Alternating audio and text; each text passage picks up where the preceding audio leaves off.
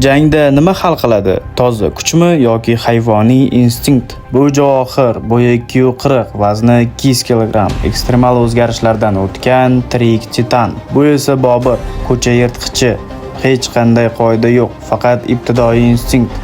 U fenomenal tezlikka ega psixopat. Jang boshlandi. Bobur joyidan otilib chiqdi. Javohir og'ir zarba bilan oldinga tashlandi. Uning ulkan qo'llari beton ustunni teshib o'tadi.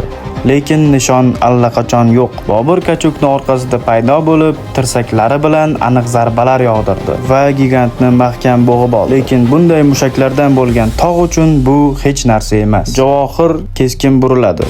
Boburning oyog'ini havodayoq ushlab oladi va hayvoniy kuch bilan uni yerga uradi.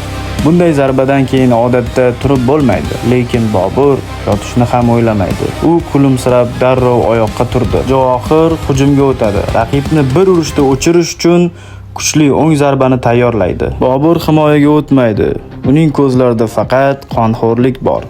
U yerga tayanib sakraydi va o'zining javob zarbasini tayyorlab, to'g'ridan-to'g'ri zarba tomon uchadi. Xo'sh, bu jangda kim yutadi? Kommentariyaga yoz. Bobur yoki Javohir?